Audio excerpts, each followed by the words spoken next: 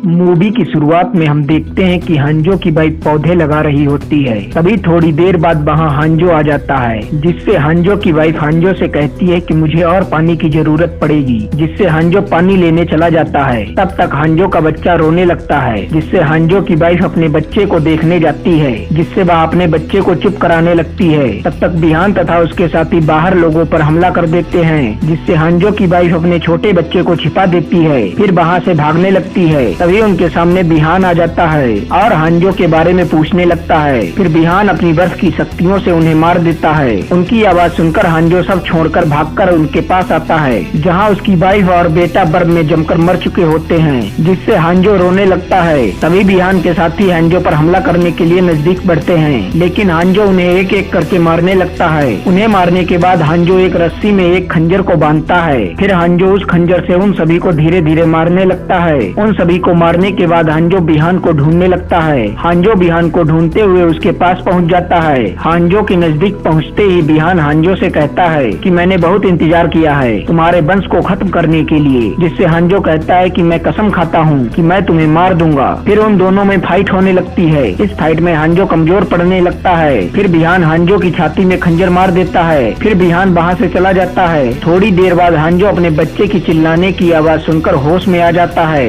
और गिरते पड़ते हुए अपने बच्चे के पास जाने लगता है, लेकिन वह रास्ते में ही दम तोड़कर गिर जाता है, जिससे हंजो नर्क की आग में चला जाता है। फिर थोड़ी ही देर बाद वहाँ रेडन आ जाते हैं, जो पृथ्वी के योद्धाओं के गुरु होते हैं। रेडन हंजो के द्वारा यूज किया हुआ खंजर अपने पास रख लेते हैं। फिर रेडन उस बच्चे को अपने साथ ले जाते हैं। फिर हमें कोल को दिखाया जाता है, जो एक फाइट के लिए तैयार हो रहा होता है। तभी वहाँ कोल के कोच आ जाते हैं, जिससे कोल उनसे कहता है कि मेरी फाइट किससे है, जिससे कोल के कोच कहते हैं कि फाइट बराबर वालों में होती है, लेकिन तुम तो रिंग में जाते ही पंचिंग बॉक्स बन जाते हो। दरअसल वो तुमसे ज्यादा ताकतवर और फुर्तीला है। फिर हम देखते हैं कि कोल रिंग में फाइट करने लगता है। तभी वहाँ जैक्स आ जाता है और वो भी उनकी फाइट देखने लगता है। उस फाइट में कोल बुरी तरह घायल हो जाता है, जिससे कोल वो फाइट हार जाता है। फिर हम आउटवर्ल्ड को देखते हैं। आउटवर्ल्ड का सरदार सैमसंग बिहान से कहता है कि मॉर्टल कॉम्बैट की भविष्यवाणी हो चुकी है और शायद हम ये 10वीं लड़ाई हार जाएं, जिससे बिहान कहता है कि कोई भविष्यवाणी नहीं है, वो हांजो की आत्मा थी जिसको मैंने बरसों पहले मार दिया था। जिससे सैमसंग कहता है कि हम मॉर्टल कॉम्बैट को किस्मत पर नहीं छोड़ सकते,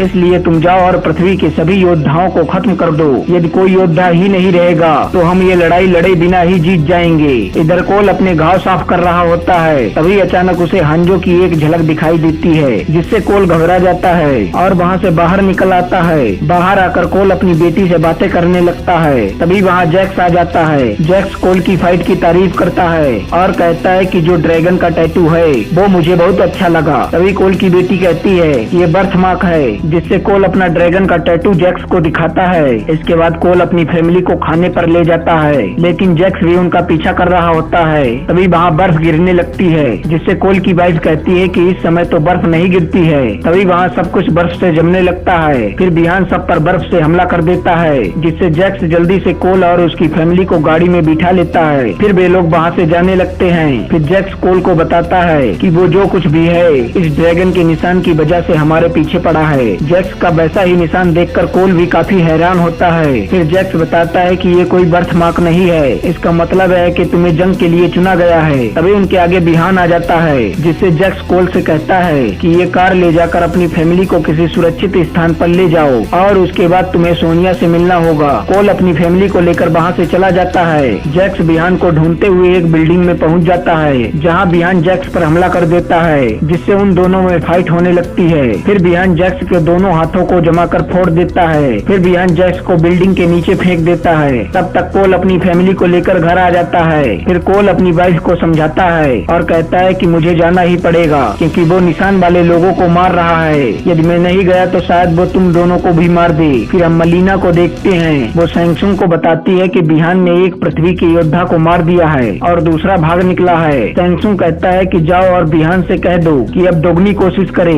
और इस जंग को जल्दी से खत्म करो। इधर कोल सोनिया के ठिकाने पर पहुंच जाता है। तभी सोनिया उस पर हमला कर देती है, जिससे कोल कहता है कि मुझे जैक्स ने भेजा है। फिर कोल सोनिया को अपना निशान दिखाता है। सोनिया कोल को अपने ठिकाने पर ले जाती है। सोनिया कोल को बताती है कि हमें इस निशान के बारे में 7 साल पहले पता चला, जब जैक्स और मैं ब्राजील में एक वांटेड क्रिमिनल को पकड़ने गए थे। वहाँ जाकर जाकर हमें पता चला कि उस आदमी के अंदर सुपर पावर्स हैं, जिससे उसने थोड़ी ही देर में हमारी यूनिट तबाह कर दी। जब जैक्स ने उसे मार दिया तो वो ड्रैगन का निशान जैक्स की बॉडी पर आ गया। इस सब का मतलब जानने के लिए मैंने सालों तक रिसर्च की और मुझे पता चला कि विश्व की कई सभ्यताओं में एक प्रतियोगिता का जिक्र मिलता है और ये ड्रैगन का निशान बताता है कि तुम्हें पृथ्वी की तरफ से लड़ना होगा और उस प्रतियोगिता का नाम है मॉर्टल कॉम्बैट और शायद ये प्रतियोगिता जल्द होने वाली है। ये सब सुनकर कोल को विश्वास नहीं होता है। तभी वहाँ केनो कहता है कि ये सब सुनकर मुझे हंसी आ रही है, जिससे सोनिया कहती है कि ये ब्लैक ड्रैगन के किराए का गुंडा है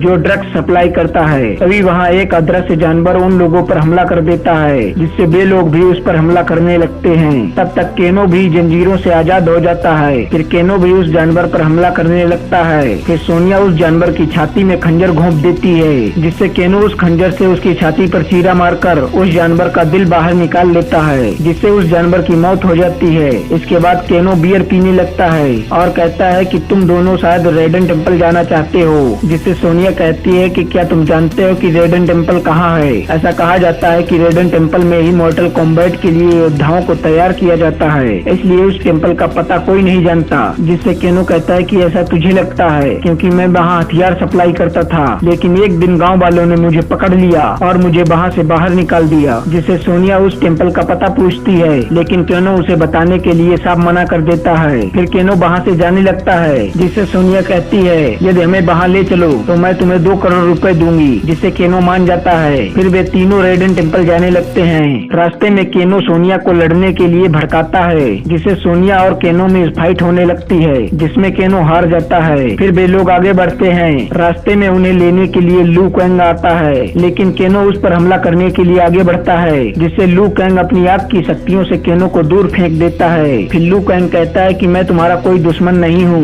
मैं भी एक योद्धा हूँ, जिससे केनो कहता है कि इसका मतलब मुझे भी सुपर पावर मिलेगी। फिर लू कैंग उन्हें रेडन टेम्पल ले जाने लगता है। फिर लू कैंग उन्हें टेम्पल के अंदर ले जाता है, जहाँ मॉर्टल कॉम्बैट के काफी चित्र होते हैं। फिर लू कैंग उनसे कहता है कि जब तक आउटवर्ल्ड से हमारे दुश्मन यहाँ आए उससे पहले हमें अपनी ट्रेनिंग पूरी करनी होगी, क्योंकि अब पृथ्वी की किस्मत हमारे हाथों में है, इसलिए तुम्हें जल्दी से जल्दी अपना अरकाना पाना होगा। फिर सोनिया वहाँ जैक्स को देखती है, जहाँ उसका इलाज चल रहा होता है। लू कैंग उन सभी को रेडन के पास ले जाता है। रेडन उनसे कहता है ये लोग लड़ाई के लिए ना ही मानसिक और ना ही शारीरिक रूप से तैयार हैं। अब बहुत समय बर्बाद हो चुका है, हमारे दुश्मन 9 लड़ाइयाँ जीत चुके हैं। अगर वे लोग ये लड़ाई जीत गए तो सदैव के लिए पृथ्वी पर आउटवर्ल्ड का अधिकार हो जाएगा और सैंगसुंग सभी इंसानों को अपना गुलाम बना लेगा। थोड़ी ही देर बाद सैंगसुंग अपने योद्धाओं को लेकर रेडन टेम्पल आ जाता है। सैंगसुंग उनसे कहता है तुम लोग जो लेना चाहते हो ले सकते हो, लेकिन इनकी आत्माएं अब मेरी हैं। तभी रेडन वहाँ आ जाते हैं। सैंगसुंग को वहाँ से जाने के लिए कहते हैं। जैसे ही वे लोग हमला करने वाले होते हैं तभी रेडन उस जगह पर एक सुरक्षा कवच बना देते हैं, जिससे वे सभी वहाँ से चले जाते हैं। फिर वे लोग अपना अरकाना ढूंढने के लिए ट्रेनिंग शुरू करते हैं। इधर जैक्स को भी होश आ जाता है। जैक्स के वे लोग लोहे के हाथ लगा देते हैं। ट्रेनिंग में कोल और कुंग लाओ के बीच फाइट शुरू हो जाती है, जिसमें कोल कुंग लाओ के सामने टिक नहीं पाता है और कोल को चोट भी आ जाती है। फिर केनो लू कैंग के बीच फाइट होती है, जिसमें केनो भी हार जाता है। इसके बाद कोल लू कैंग से पूछता है कि मुझे मेरा अरकाना कैसे मिलेगा, जिससे लू कैंग कहता है उसकी चाहत तुम्हारे अंदर से आती है, जिससे तुम्हें प्रेरणा मिलती हो। काफी ट्रेनिंग करने के बाद भी कोल को अपना अरकाना नहीं मिलता है। इसके बाद सब लोग एक साथ बैठकर खाना खाने लगते हैं। वहाँ कुंग लाओ केनो की बेइज्जती करता है, जिससे केनो को गुस्सा आने लगता है। फिर लू कैंग भी केनो की बेइज्जती करने लगता है, जिससे केनो गुस्सा होकर उनसे लड़ने के लिए तैयार हो जाता है और केनो उन पर चिल्लाने लगता है। तभी अचानक केनो को उसका अरकाना मिल जाता है, जिससे कोल अपना अरकाना पाने के लिए और भी मेहनत करता है, लेकिन उसे अपना अरकाना नहीं मिलता है। फिर रेडन कोल से कहता है कि तुम अपना अरकाना पाने में असफल रहे हो, बिना अरकाने के हर योद्धा हमारे लिए बोझ है। जिसे कोल कहता है कि मेरे ही ये निशान जन्म से क्यों है, जिसे रेडन कहते हैं कि ये निशानी तुम्हें अपने पूर्वजों से मिली है। फिर रेडन कोल को वापस जाने के लिए कहते हैं, जिससे कोल अपने घर वापस आ जाता है। इधर सैंगसुंग अपनी योद्धाओं को इकट्ठा करता है